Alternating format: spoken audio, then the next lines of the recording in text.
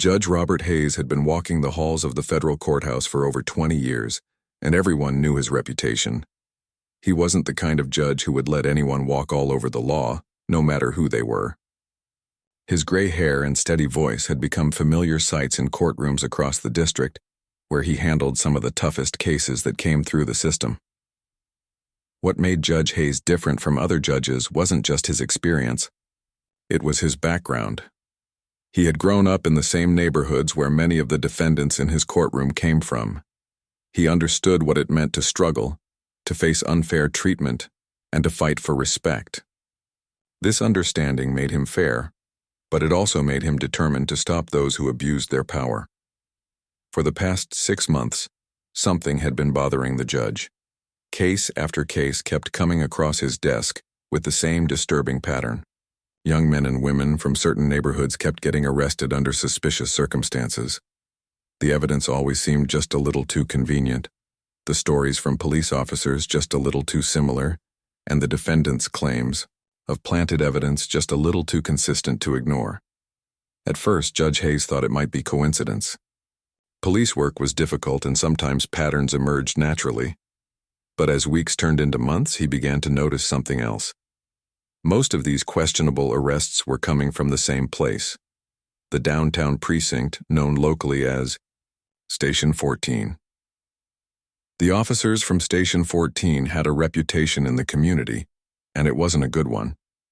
Residents would whisper about harassment, about being stopped for no reason, about evidence that seemed to appear out of nowhere during searches. But whispers in the community were one thing. Proving corruption in a court of law was something entirely different. Judge Hayes started keeping detailed notes. Every case that came from Station 14, every officer's testimony that seemed rehearsed, every piece of evidence that appeared too convenient. He filled notebook after notebook with observations, dates, and patterns.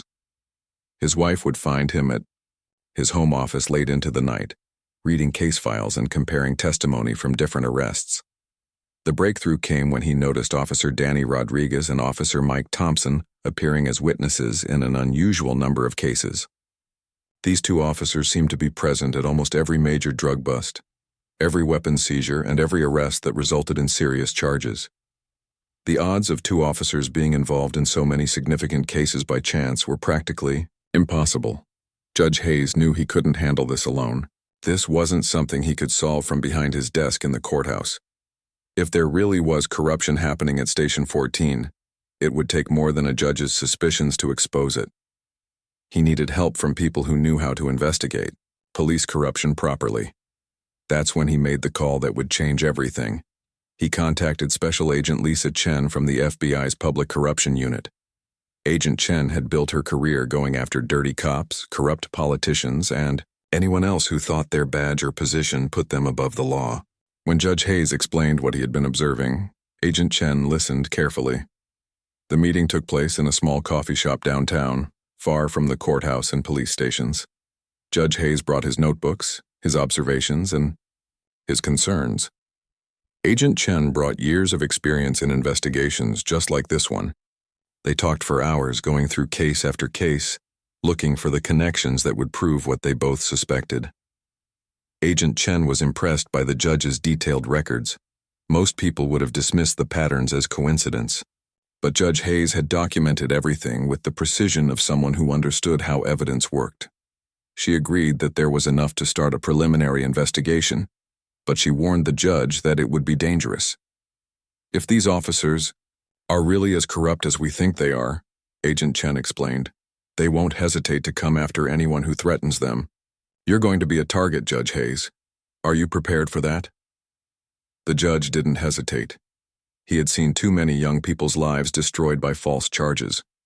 He had watched too many families torn apart by arrests that didn't make sense. If he could help stop it, he was willing to take the risk. The plan they developed was careful and thorough. Judge Hayes would continue his normal routine, but now he would be working directly with federal investigators. They would monitor Station 14 from the outside, while he watched from inside the courthouse. Any new cases that came through would be documented and analyzed for signs of corruption. But the most important part of the plan was also the most dangerous. Judge Hayes agreed to wear a recording device during certain activities outside the courthouse. If the corrupt officers ever tried to approach him or threaten him, everything would be recorded. It was a precaution that Agent Chen insisted on, though she hoped it would never be necessary. For weeks, the investigation moved slowly. They gathered evidence, built their case files, and waited for the right moment to act. Judge Hayes continued, presiding over cases, but now every decision he made carried extra weight. He knew that Officers Rodriguez and Thompson were watching him, probably wondering why their cases weren't going as smoothly as they used to.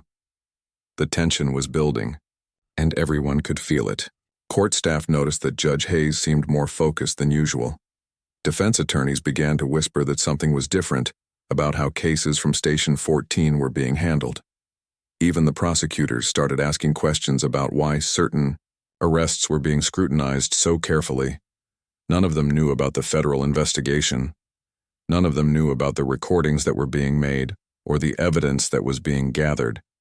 They just knew that something had changed, and change made everyone nervous. Judge Hayes tried to maintain his normal routine, but it wasn't easy. Every morning when he drove to work, he wondered if today would be the day the corrupt officers made their move. Every evening when he drove home, he checked his mirrors more carefully than he used to. The recording device that Agent Chen had given him felt heavy in his pocket, a constant reminder of the dangerous game he was playing. His wife began to notice the stress. She would ask him about work, about the cases he was handling, about why he seemed so distracted lately. Judge Hayes wanted to tell her everything, but Agent Chen had made it clear that the fewer people who knew about the investigation, the safer everyone would be. The breakthrough came on a cold Thursday evening in late November. Judge Hayes had been working late reviewing files for the next day's cases. Most of the courthouse staff had gone home hours earlier, leaving the building quiet and empty. As he packed up his briefcase and prepared to leave, he had no idea that Officers Rodriguez and Thompson had been watching the courthouse, waiting for exactly this kind of opportunity. When Judge Hayes walked out to the parking garage, he noticed immediately that something felt wrong. The usual security guard wasn't at his post. The garage seemed darker than normal. And somewhere, in the shadows between the concrete pillars, he could hear footsteps that weren't his own. As he reached his car, Judge Hayes saw the police cruiser parked near the exit. Two figures sat inside, but he couldn't make out their faces in the dim light. His hand moved instinctively to the recording device in his pocket. After months of preparation and planning, it looked like the moment of truth had finally arrived. Judge Hayes felt his heart beating faster as he approached his car in the dimly lit parking garage.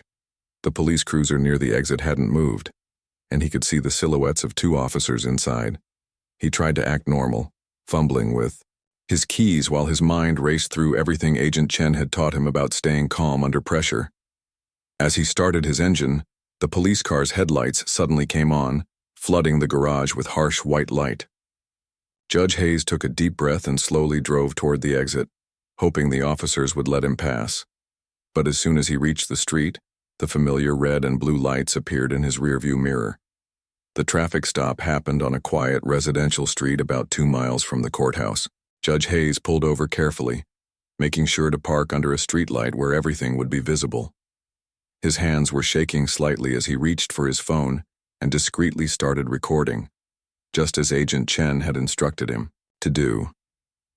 Officer Rodriguez approached the driver's side window while Officer Thompson positioned himself near the passenger side of the car. Both officers had their flashlights out, shining them directly into Judge Hayes's face. The bright lights made it difficult for him to see their expressions clearly, but he could hear the aggressive tone in Rodriguez's voice immediately. "License and registration," Rodriguez demanded, without any explanation for why they had pulled him over.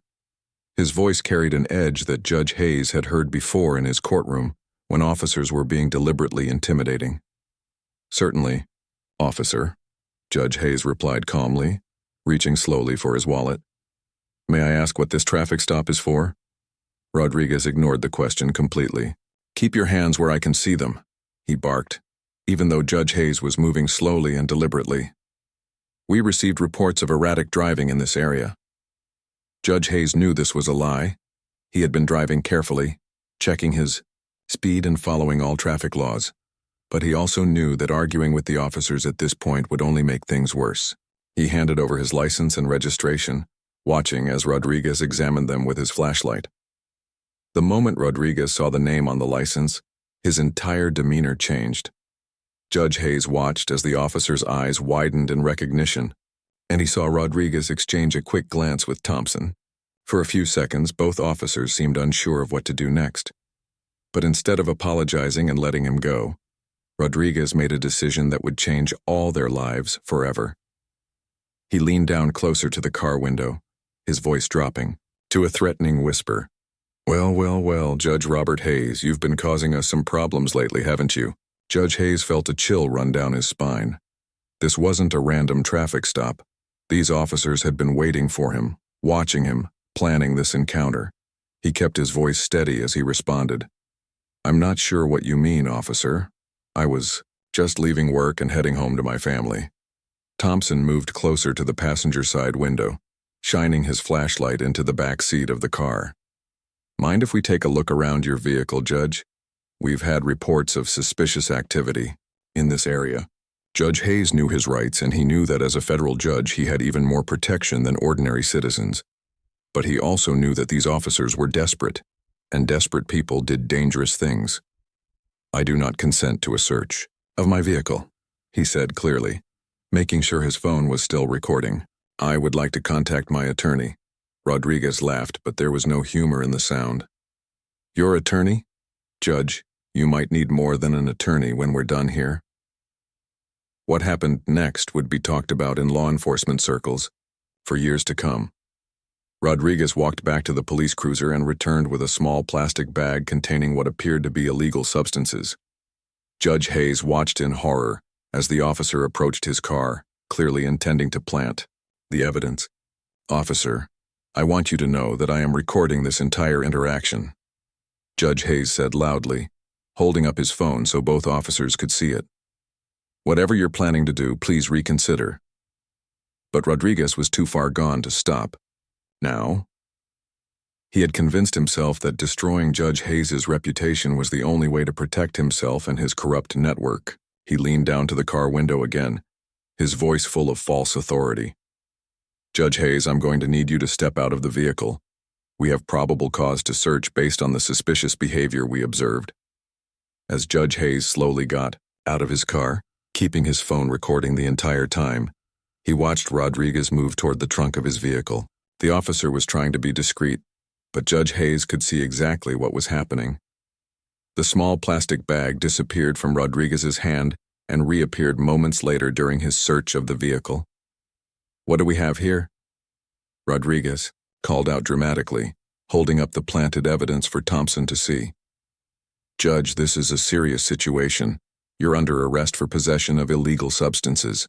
Thompson immediately moved to handcuff Judge Hayes, but something unexpected happened. The judge didn't resist, didn't argue, didn't even seem surprised. Instead, he looked directly at Rodriguez and said something that made both officers freeze. Officer, Rodriguez, you should know that I've been working with federal investigators for the past 6 months. Everything you just did has been recorded, not just on my phone, but on equipment that the FBI provided. The color drained from Rodriguez's face. Thompson's hands stopped moving toward his handcuffs. For several long seconds, nobody moved or spoke. The only sound was the distant hum of traffic from the main road. But Rodriguez was too deep into his plan to back down now. His pride, his desperation, and his fear of what would happen if the corruption investigation continued all combined to make him double down on his terrible decision. I don't care who you've been talking to, Rodriguez said, though his voice was shaking now. Nobody is above the law, not even federal judges. As the handcuffs clicked around Judge Hayes's wrists, he remained calm. He had been prepared for this possibility. Agent Chen had warned him that corrupt officers often became more dangerous when they felt cornered, but he had also promised to help stop them, no matter what it cost him personally. The ride to Station 14 was silent except for the radio chatter between the officers and their dispatcher. Judge Hayes sat in the back seat, his mind already thinking about what would happen next. He knew that Agent Chen would be monitoring police communications. He knew that federal agents were probably already mobilizing. And he knew that Officers Rodriguez and Thompson had just made the biggest mistake of their lives. What the two officers didn't realize was that their body cameras, which they claimed had malfunctioned, were actually working perfectly. The FBI had been monitoring police equipment from Station 14 for weeks, waiting for exactly this kind of evidence. Every word, every planted piece of evidence, every illegal action was being recorded and transmitted directly to federal investigators.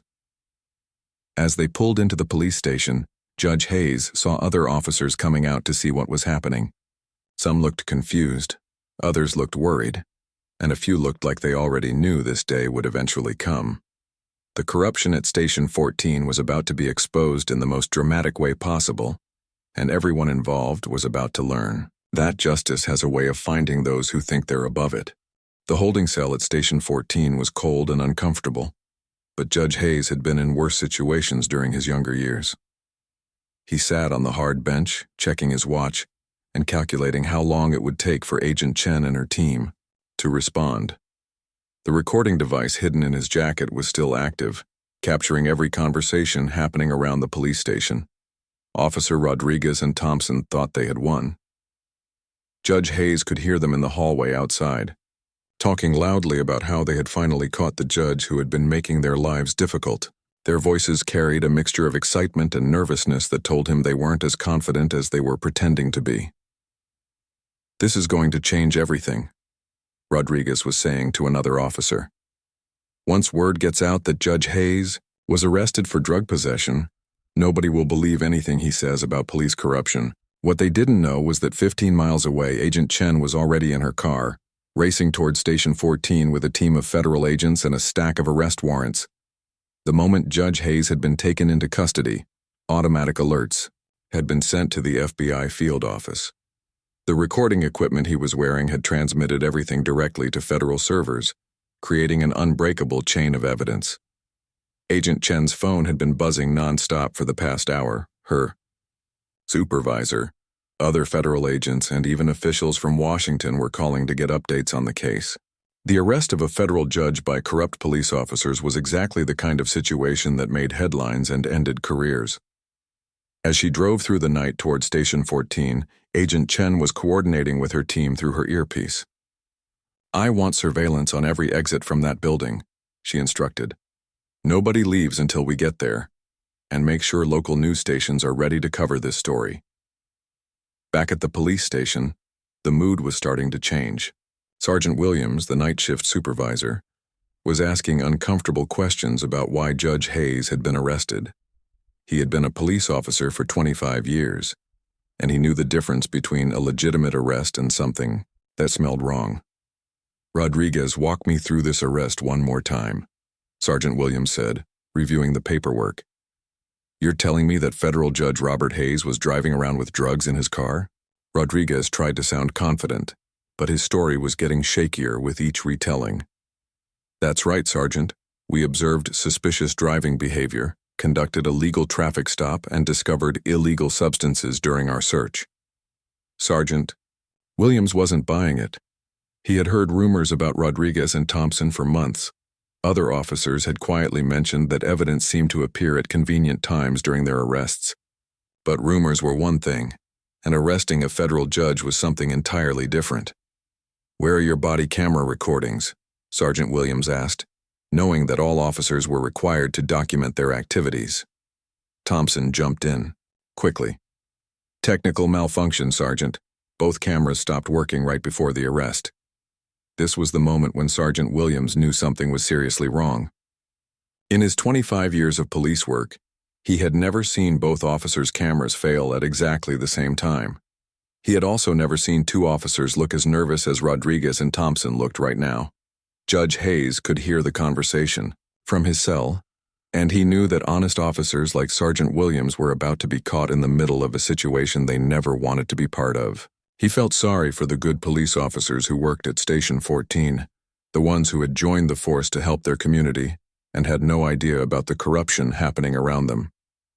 The first sign that everything was about to change came When the desk officer answered a phone call and his face went completely white, Judge Hayes watched through the bars of his cell as the officer hung up the phone and immediately called for Sergeant Williams.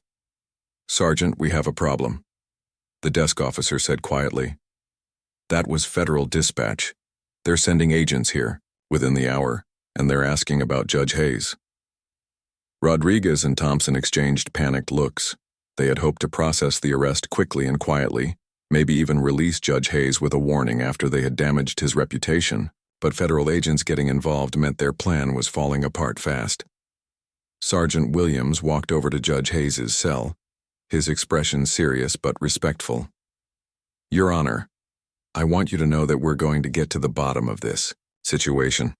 If there's been any misconduct by my officers, it will be dealt with appropriately." Judge Hayes looked at the sergeant with genuine sympathy. "Sergeant Williams, you seem like a good officer who cares about doing the right thing.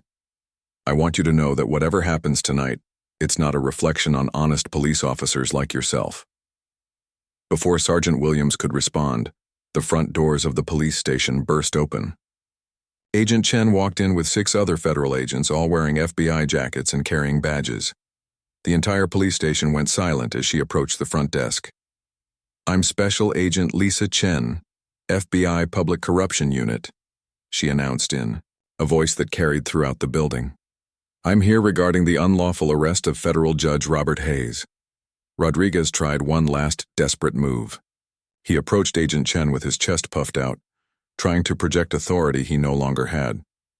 "Agent Chen, Judge Hayes was arrested on legitimate drug possession charges. We followed all proper procedures." Agent Chen looked at Rodriguez with the kind of expression that prosecutors use when they know they have an airtight case. She pulled out a tablet and turned it toward him, showing him a video recording of everything that had happened during the traffic stop. "Officer Rodriguez, this recording shows you planting evidence in Judge Hayes's vehicle. It also shows you and Officer Thompson conspiring to frame a federal judge. You have the right to remain silent, and I strongly suggest you use that right." The color drained from Rodriguez's face as he realized that everything had been recorded, not just by Judge Hayes's phone, but by federal surveillance equipment that had captured angles he never knew existed. Thompson was standing nearby, looking like he might faint at any moment. Agent Chen continued in her professional voice, addressing everyone in the police station. "We have federal warrants for the arrest of officers Daniel Rodriguez, Michael, Thompson, and 7 other members of this department. We also have warrants to search this facility and seize all evidence related to ongoing corruption investigations." Judge Hayes was released from his cell immediately, his charges dismissed, before they were even officially filed. As he walked out of Station 14, he could see news vans already arriving in the parking lot. Word was spreading fast about what had happened, and the story was bigger than anyone had expected. Sergeant Williams approached Judge Hayes as he was leaving. "Your Honor, I want to apologize for what happened here tonight. Most of us had no idea about any corruption." Judge Hayes shook the sergeant's hand firmly. "Sergeant, officers like you are the reason the public still has faith in law enforcement. Don't let the actions of a few bad officers discourage you from continuing to serve your community." As Judge Hayes walked to Agent Chen's car, he could see Rodriguez and Thompson being led away in handcuffs. The same handcuffs they had used on him just hours earlier were now securing their own wrists. The irony wasn't lost on anyone watching. Agent Chen smiled as she opened the car door for Judge Hayes. "How does it feel to be a free man, Your Honor?" Judge Hayes looked back at Station 14, where federal agents were now processing evidence and interviewing officers. "It feels like justice is finally getting started, Agent Chen, but this is just the beginning." The news broke the next morning like a thunderstorm across the city. Local television stations interrupted their regular programming to report that 2 police officers had been arrested for trying to frame a federal judge. By lunchtime, the story had spread to national news networks, and by evening, it was trending on social media platforms across the country. Judge Hayes woke up to dozens of missed calls on his phone. Reporters, colleagues, family members, and friends were all trying to reach him. His wife had been watching the news all morning, her face a mixture of relief that he was safe and anger about what could have happened to their family. "Robert, "I can't believe they tried to do this to you," she said, holding his hand tightly over breakfast. "What if Agent Chen hadn't been monitoring everything? What if you hadn't been recording?" Judge Hayes squeezed her hand back. "But they were monitoring and I was recording. That's what matters now. The truth came out and that's how the system is supposed to work." Meanwhile, at the FBI field office, Agent Chen was dealing with a completely different kind of chaos. The arrest of Rodriguez and Thompson had opened floodgates that nobody had expected. Her phone hadn't stopped ringing since 6 in the morning, and each call brought new information about corruption at Station 14. The first breakthrough came from Officer Janet Price, a 5-year veteran who had been struggling with her conscience for months. She walked into the FBI office at 9 in the morning, asking to speak with Agent Chen about what she had witnessed at Station 14. "Agent Chen, I've been afraid to speak up because I thought nobody would believe me," Officer Price said, her voice shaking slightly. "But after seeing what happened to Judge Hayes, I can't stay quiet anymore." Officer Price had documentation that went back 2 years.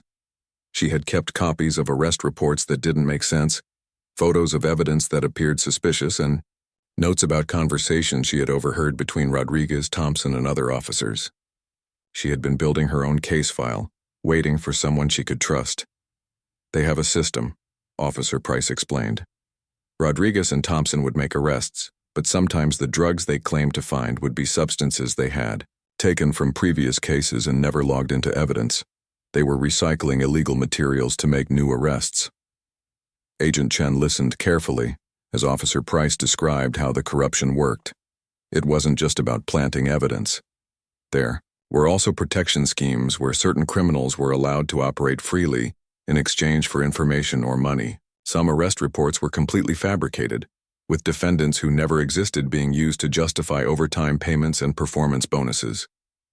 By noon, 3 more officers had come forward with similar stories.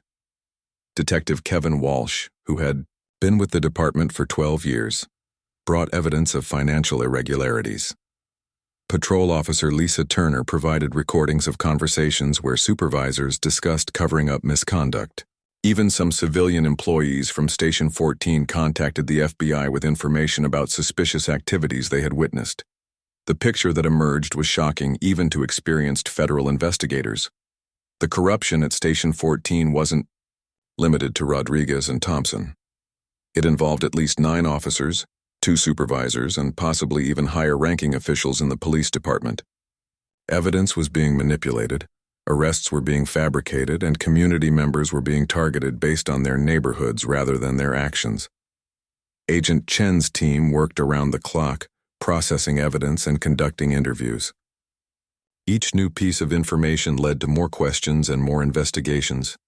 The case that had started with Judge Hayes's observations about suspicious patterns had grown into one of the largest police corruption investigations in the city's history. The community response was immediate and powerful. Residents from the neighborhoods that had been targeted by the corrupt officers began coming forward with their own stories. Many had been afraid to speak up before, knowing that complaining about police misconduct often led to more harassment. But seeing a federal judge stand up to corruption gave them courage to share their experiences. Maria Gonzalez, a single mother of 2, had been arrested by Rodriguez and Thompson 6 months earlier. She had always maintained her innocence, claiming that drugs found in her car had been planted. Her public defender had advised her to take a plea deal rather than risk a trial, so she had served 3 months in jail for a crime she didn't commit. "I lost my job because of that arrest," Maria told reporters outside the courthouse. "My children had to stay with my sister while I was in jail. I knew those drugs weren't mine, but who was going to believe me against 2 police officers?" Stories like Maria's were being repeated throughout the community. James Washington, an 18-year-old college student, had been stopped and searched multiple times by the same officers, even though he had never been charged with any crime. Each time, the officers claimed they were responding to reports of suspicious activity, but James knew he was being targeted because of where he lived. The legal implications were staggering. Every case that Rodriguez and Thompson had been involved in over the past 3 years would need to be reviewed. Convictions based on planted evidence would be overturned. People who had served jail time for crimes they didn't commit would be released and compensated. The district attorney's office estimated that hundreds of cases might be affected.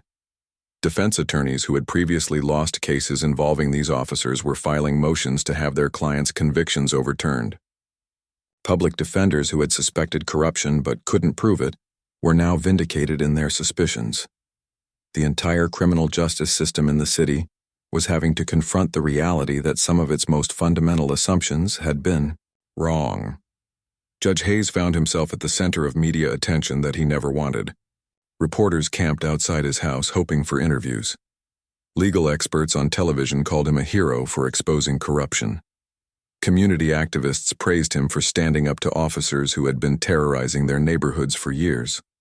But Judge Hayes was most concerned about the people who had been hurt by the corruption he had helped expose. He spent hours reviewing cases, identifying victims who deserved justice, and working with other judges to expedite the process of overturning wrongful convictions.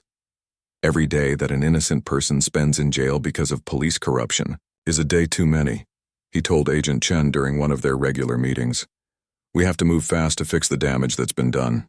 The investigation expanded beyond Station 14 when federal agents discovered that some of the corruption involved officers from other precincts. Evidence suggested that Rodriguez and Thompson had been part of a larger network that included officers from across the city. What had started as the investigation into two corrupt cops had grown into a comprehensive examination of police practices throughout the entire department. Police Chief Patricia Adams called a press conference to address the growing scandal. She announced that the department was cooperating fully with federal investigators and that any officer found to be involved in corruption would be prosecuted to the fullest extent of the law. The actions of these officers do not represent the values of our police department, Chief Adams said, facing a room full of skeptical reporters. We are committed to rebuilding trust with the community and ensuring that this kind of corruption never happens again. But many community members weren't satisfied with promises of reform.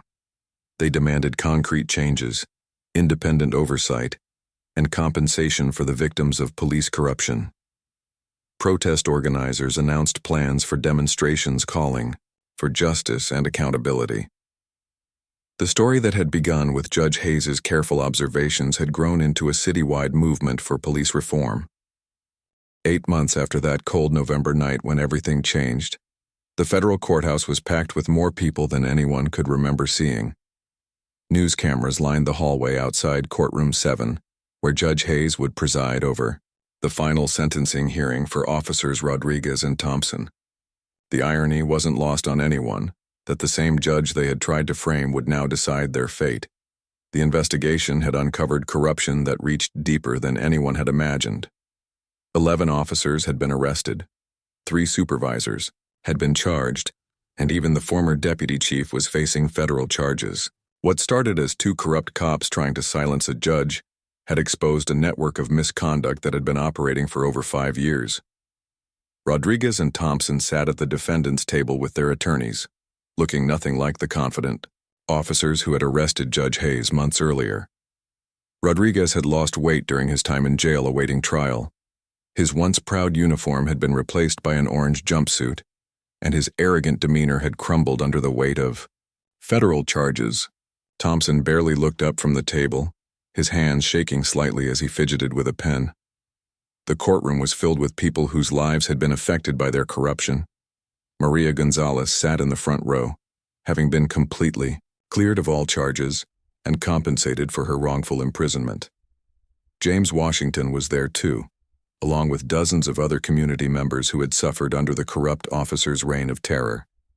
Agent Chen sat near the prosecution table, having worked tirelessly for months to build the strongest possible case. She had interviewed over 60 witnesses, reviewed hundreds of pieces of evidence, and coordinated with prosecutors to ensure that justice would be served. This was the moment she had been working toward since that first meeting with Judge Hayes in the coffee shop. The prosecution had presented a devastating case over the previous weeks. They showed evidence of planted drugs, fabricated arrest reports, stolen money from evidence lockers, and a pattern of targeting innocent citizens based on their race and neighborhood.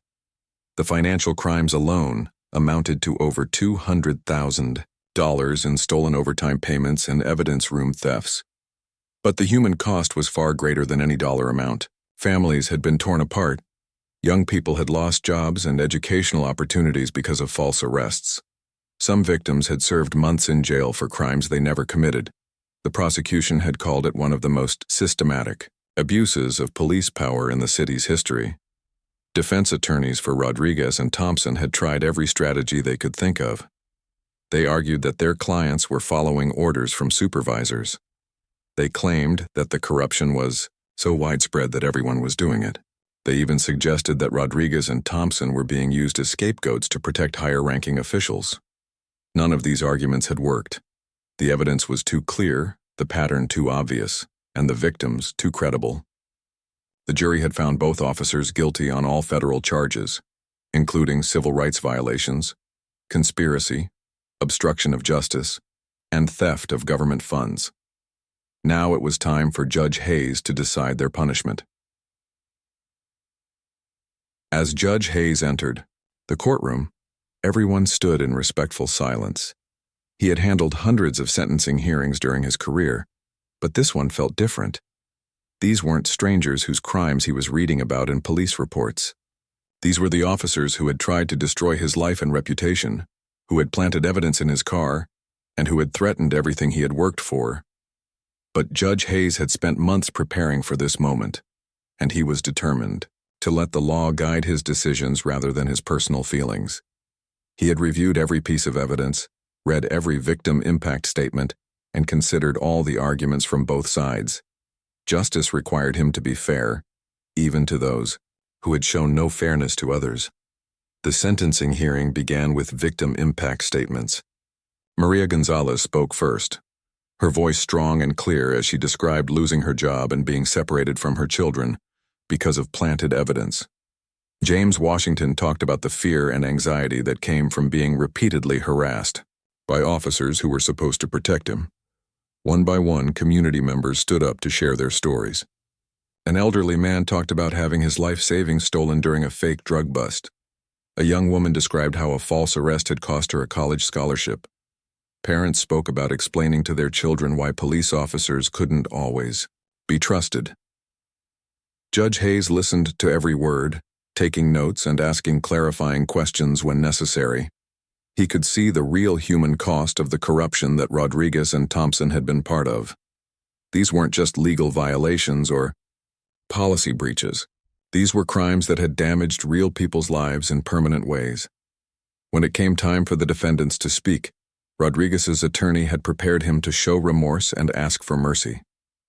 Rodriguez stood up slowly, his legs barely supporting him as he faced Judge Hayes. For several long seconds he couldn't speak at all. Then, in a voice that was barely audible, he began what sounded like a prepared statement. "Your Honor, I want to apologize for my actions," Rodriguez said, reading from a piece of paper. "I know what I did was wrong and I'm sorry for the pain I caused." But as Rodriguez continued speaking, his composure began to break down. The reality of spending the next decade or more in federal prison was hitting him fully for the first time. His voice started shaking and then tears began flowing down his cheeks. "Please, Your Honor," Rodriguez said, abandoning his prepared statement. "I have a family.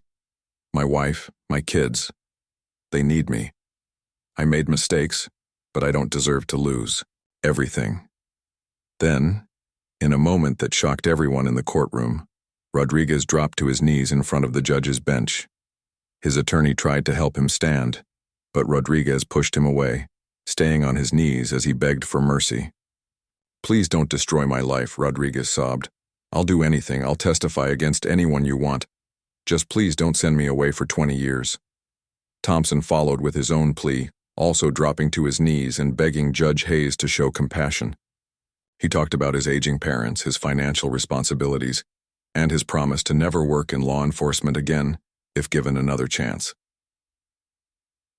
The courtroom was silent as both men knelt before the judge, crying and pleading for mercy they had never shown to their own victims. Some people in the audience looked uncomfortable watching the breakdown of two men who had once held so much power. Others felt that this was exactly what justice looked like. Judge Hayes allowed both men to finish their pleas before responding. When he finally spoke, his voice was calm and measured, showing no emotion despite the personal nature of what had happened between them. Mr. Rodriguez and Mr. Thompson, you have both asked me for mercy. You've talked about your families, your responsibilities, and your regrets. But I want you to think about all the people you targeted who had families too. Did you show mercy to Maria Gonzalez when you planted drugs in her car? Did you consider James Washington's future when you repeatedly harassed him? Judge Hayes paused, looking directly at both men who were still kneeling before him. Justice isn't about revenge, but it's also not about letting people escape the consequences of their choices. You both abused the power that society gave you. You violated the trust that communities placed in you. And you did it repeatedly, systematically, and without regard for the innocent people you were hurting. The judge announced Rodriguez's sentence. First, 15 years in federal prison, followed by 3 years of supervised release. Thompson received 12 years in federal prison with similar supervision requirements. Both men would also pay substantial fines and restitution to their victims. As the sentences were announced, Rodriguez collapsed completely, sobbing on the courtroom floor while his attorney tried to comfort him. Thompson sat in his chair, staring blankly ahead as if he couldn't process what was happening. Judge Hayes concluded the hearing with words that would be quoted in newspapers across the country. Justice delayed is justice denied, but justice, served even when it comes late, still serves its purpose. The communities you victimize deserve to know that no one is above the law, not even those sworn to enforce it. As the courtroom emptied, Maria Gonzalez approached Judge Hayes. "Thank you," she said simply, "for not giving up, and for showing us that the system can work when good people refuse to stay silent." Judge Hayes shook her hand, feeling the weight of responsibility that came with his position. The corruption had been exposed, the criminals had been punished, and the community was beginning to heal. It wasn't perfect justice, but it was real justice, and sometimes that had to be enough.